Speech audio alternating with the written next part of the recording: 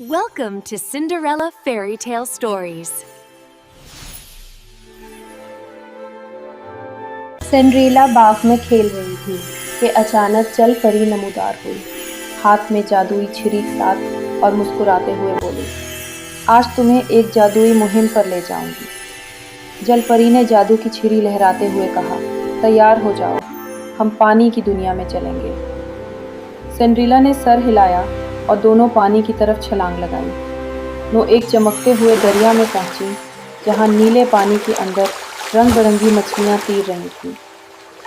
Cinderella ने कहा, कितनी खूबसूरत मछलियां हैं। जलपरी ने जादुई जाल निकाला और कहा, यह जाल तुम्हें मछलियां पकड़ने में मदद करेगा। सिंड्रेला ने पहली मछली पकड़ी और चमक उठा। दोनों ने पानी में खेलते हुए कई रंग बिरंगी और सुनहरी मछलियां पकड़ी, कभी तेज तैरते, कभी खेलते और पानी के बुलबुलों में खुशी मनाते। जलपरी ने कहा, अब वक्त है मछलियों से जादुई दावत का। सिंड्रेला ने मछलियों के साथ छोटे प्लेट्स तैयार किए और पानी के ऊपर एक खूबसूरत मेज सजाई।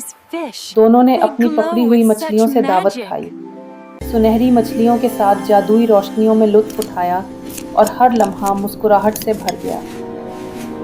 दावत के बाद जलपरी ने सिंड्रेला को एक सुनहरी मछली तोहफे में दी, जो हमेशा यादगार रहेगी। सिंड्रेला ने कहा, शुक्रिया परी, आज का दिन कभी नहीं भूलूंगी।